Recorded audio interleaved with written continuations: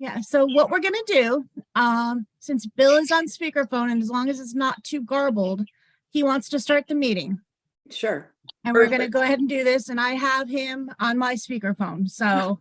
All right, Bill, you got that? You wanna say hello to everyone and see if they can hear you? Can everyone hear me? Yes. Yes. Yes. Yes. Okay. All right. So this short meeting we should only last about less than 10 minutes. And I didn't want everyone to drive in for just that short meeting, so that's why I elected to do the Zoom realm. So let's open the meeting. We're in Roxbury, Connecticut, June 8th, 2023, 7 p.m. for our regular zoning meeting. Opening the meeting, we'll now seat members. I need attendance. Who's here? Kim Jim? is not here. Can you folks hear me? Can you hear me? Yes. Yep. We Okay. can hear you, Jim. Thank you. Elaine's here. Candy, are you here? Yes, I'm here. He's here. Jim Conway. Yes, present. Right. Bill Horrigan and myself, I'm here. So Kim is not here. Bill, we Alternate also have, members. Elaine is also here. Ellen, are you here?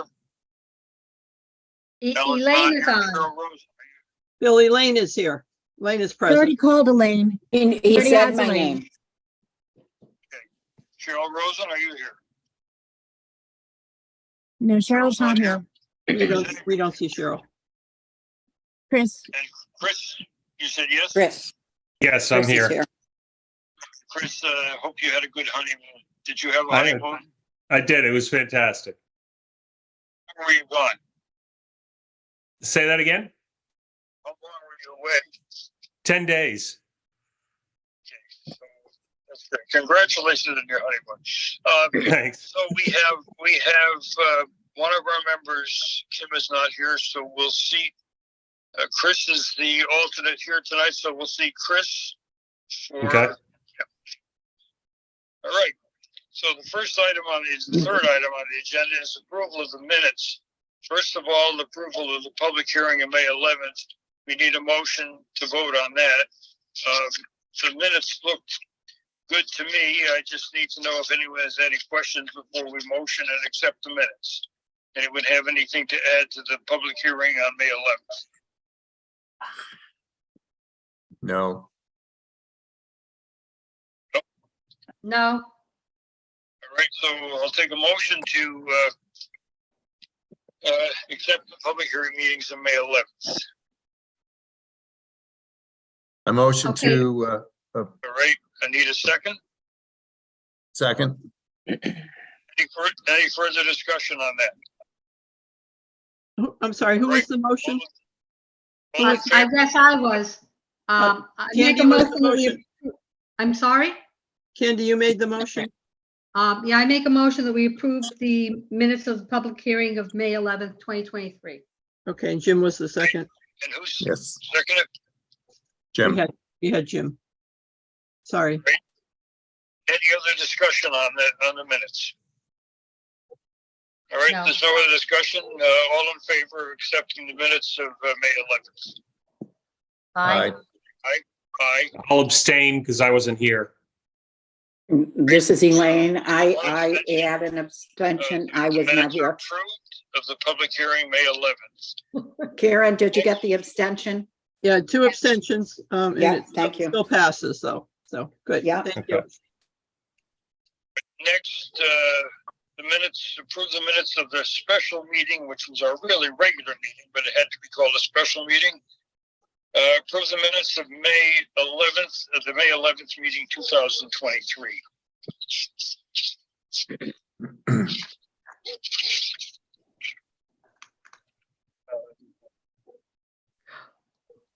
I'll make a motion to approve the minutes from the May 11th special meeting 2023.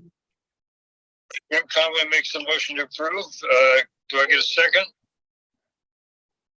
Okay, this is Candy. We had a formatting correction to make, so the motion should be made with a correction of the format. It's Okay. on page Karen, 2. Can you hear Candy? Yeah, Yes. I've got it. Page 2. I second Jim's motion.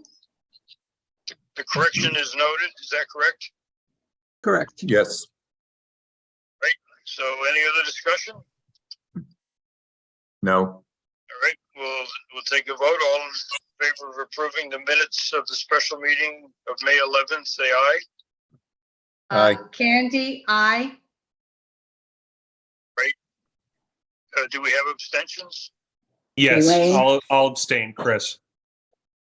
All right, Chris abstains. So Elaine, we have a passing vote, do we?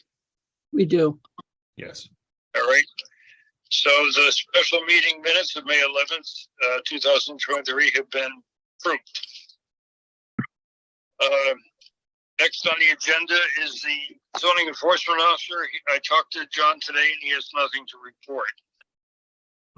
Number 5 on our agenda is a special permit application by Kathleen Keith, presented by Ralph Corbo, 82 Squire Road, to receive an application for an addition to a non-conforming house. So we'll receive that application tonight and we'll schedule a public hearing. Karen, what is the date that we can, the first date we can schedule a public hearing? It would be our July 13th meeting. 13. And Ralph Corbo's or Kathleen Keith's application looked to me very complete and very thorough. Is that correct? The only looked that way to me. The only thing that's not shown is the fee, and the fee has been paid. Is what date was that? The fee for the application has been received in the office, so it wasn't filled Okay. in on the front page, but we do have it now, so. Yeah, and this is Candy. Did the owner sign the application? I noticed that, The owner We has did not have some- signed yet, but we did receive an authorization form okay, from her authorizing Ralph Corbo to be the agent on the application. okay. Does she require notifying adjacent neighbors? She will for the public hearing, correct?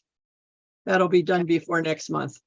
Okay. All right. So that leaves us with voting on scheduling a public hearing for July 13, 2023 for the special permit for the non-conforming addition at 82 Squire Road. So July 13, 2023, I'll take a motion to accept that date for a public hearing.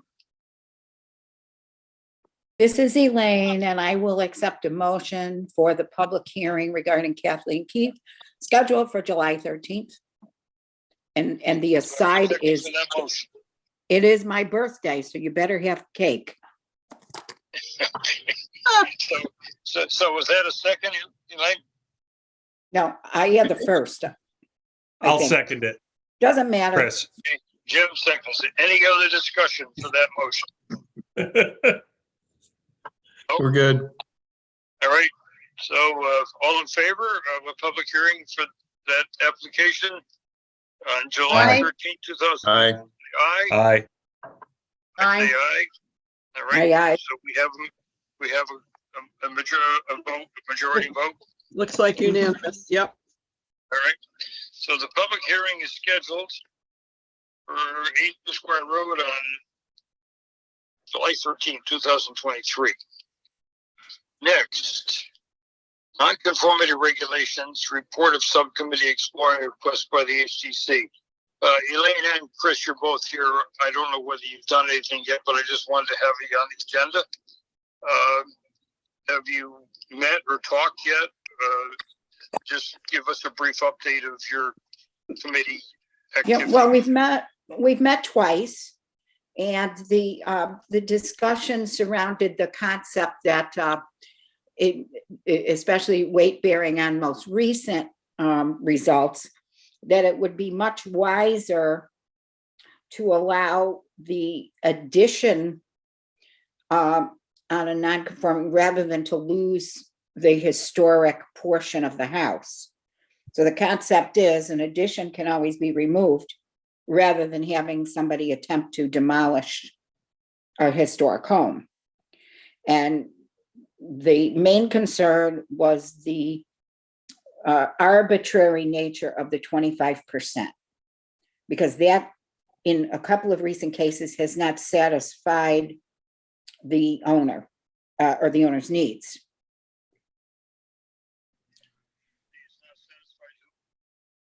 We can't hear him. You couldn't hear me? No, we can hear you. We can't hear Bill. What is you said that the 25% didn't satisfy someone. Who was that?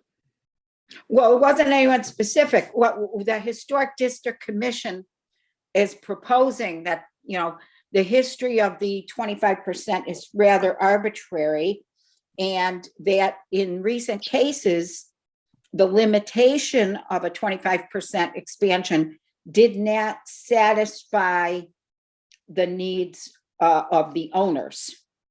And the concept 20, of 25% protecting was something that that we laid out. voted on. It was, I don't, Jim can tell you, was it 4 or 5 years, Jim? It's been a while, yes.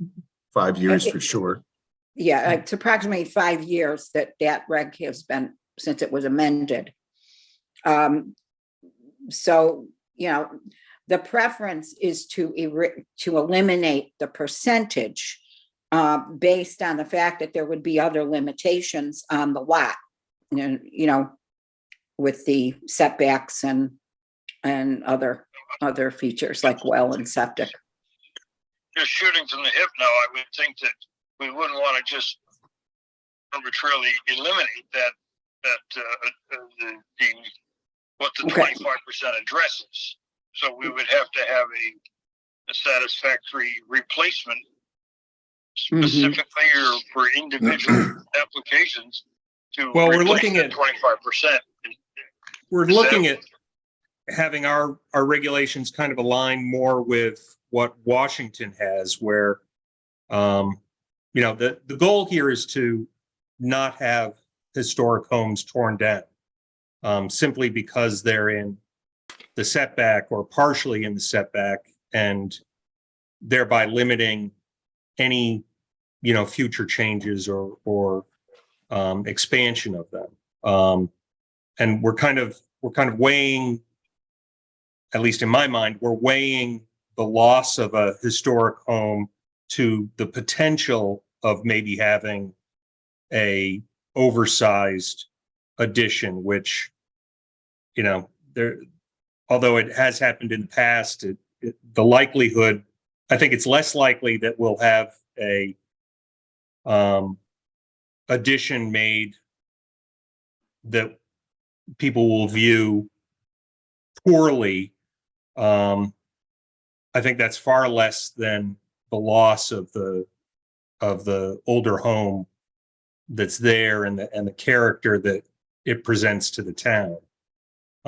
So it's kind of a, How many historic homes might be right for this picking? Regulation. it's really not a big number. Elaine, did she say, was it like 60 houses that may be historic and in the setback? Is it? It was something like that. Yeah, it was 50 or 60. Yeah. And they were considering other alternatives, like going by the survey book. The survey book includes like 160 homes, but it's missing 90. So Right. They couldn't apply that theory. I have read the Connecticut General Statutes, and they mandate not to increase the nonconformity, but there is no restriction on expansion as long as the expansion section is conforming. I also spoke to land use in Sharon, and their historic, their historic district is, you know, pretty condensed, but they surprisingly do not have any restriction on expansion.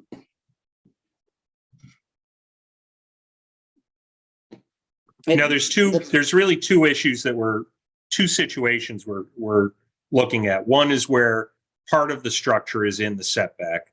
And then there's the one, and that's kind of what we're talking about now. And then there's the one where the entire structure is within the setback.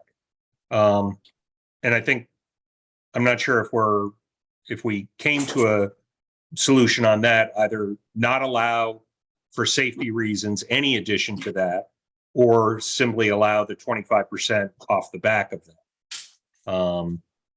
But that we can always talk about. But I think if we're going to make a change and try and save some of the historic structures, then allowing them to make additions that are not infringing on the setbacks would be the way to do it.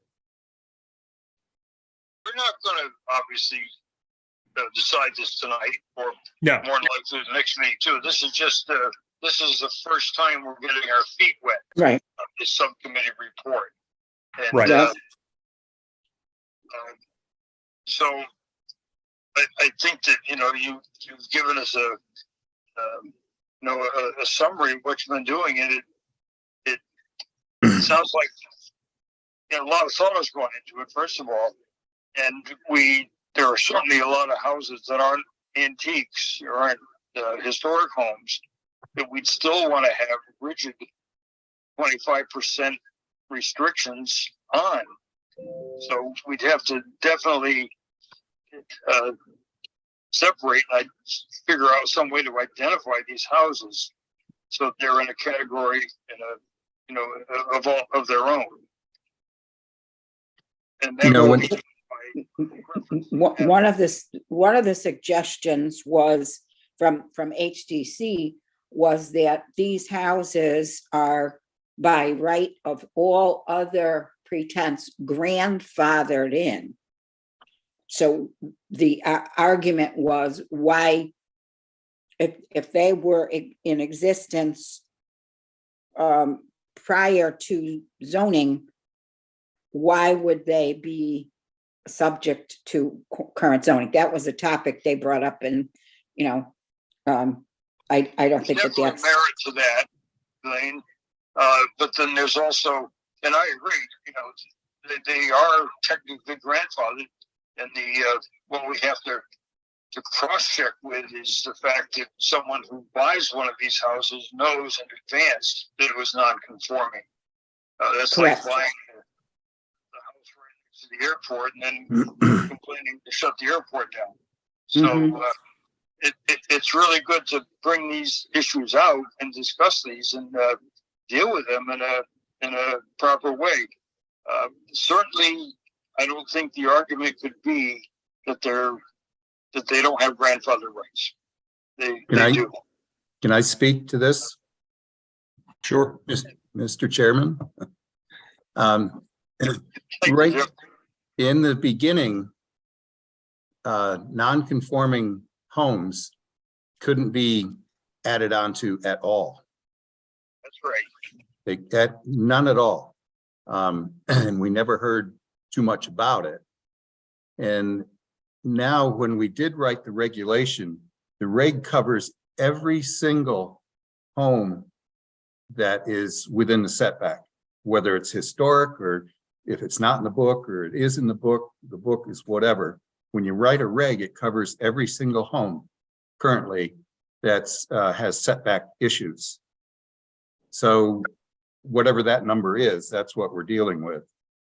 And the other thing that before we amended this reg, the intent, and the Historic Commission didn't come to us with the issue. It came to us through a couple that needed to add a bathroom on the first floor. And they couldn't because we didn't allow any expansion, no bump out. So we wrote this reg, amended this reg, and the intent of the reg was not to save historic homes. It was to help those couples that needed an extra bedroom or needed a bathroom downstairs. Pretty simple stuff. And now, yes, it's been opened up for further discussion, which I agree to, that's fine. But there's a lot of things that impact on the neighbors. The neighbors live next door to a non-conforming house, and they pretty much thought that nothing's going to change much, and all of a sudden it explodes. You got to keep that in mind as well. And every house is covered by the reg. We're certainly putting these things out there, and that's the way to do it. So Yeah. there are two sides to this, not sides, we're not against this, we're just trying to make it right for the appropriate pieces of property. So when are you guys having your next We didn't schedule, we did not schedule yet, but there's something I'd like to add in 3.6. We'd be hard pressed. This is something I reviewed after our meeting. Okay. We'd be hard pressed to consider a change to residences and then consider keeping the barn regulations the same. We might face an argument about that. So that's another aspect to consider here. Okay, because right now the barns are also 25%. Wouldn't that be covered under a change of use though? No, because it's this currently 3.6.10.1, whatever it is restricted to residential use. Okay. Okay. Now, it would behoove us if we consider a change, that we see to it that the original portion of the house has to stay intact. Okay, that could be a way to further protect restrictions, because that's not stated anywhere. It's in the historic district rules, but not ours, and when I talked to Sharon, their zoning, we're pretty streamlined. Our regulations state that they have to be in accordance with the HDC, but they are more tightly incorporated. They work closer together. So, you have this information now, which you take back to your subcommittee, which is good. It's more grist for your mill, which has to be addressed. So, and that you found this out after your last meeting, right? Is that what you said, Elaine? I'm sorry, Bill? You found this out after your last meeting, so this will be brought up to your next subcommittee meeting. Yeah. Okay. All right. Well, I didn't want to belabor it much tonight because I didn't realize you met 2 times. So certainly you'll be on the agenda next July 13th. And may I? All of this process brought up one other question for me. 6.1, whatever, 6.10.1 says, if let's say my home was entirely non-conforming, 100% non-conforming, the way that regulation reads, I'm allowed to increase by 25%. Is that accurate? Is that the intent of the regulation? Because that was the ambiguity. I believe Chris? when we discussed it, if the 25% went away from the nonconformity, even though the whole thing is non-conforming, the addition goes away from it, not laterally or out to the front, backwards. I think that's what we discussed. Okay. But everybody across the board had the opportunity. Oh, I lost. I agree with that after you got past the nonconformity, after the setback, then you could go laterally or even come back like at Tierney's house. They even came back forward a little bit, but they didn't come back over the non-conforming basis, meaning the setback line. Correct. So we did clarify that for sure, and that made sense. Certainly a good demonstration was the Tierney residence, where the Bilko door actually came forward a little bit, but it didn't come forward into the front setback.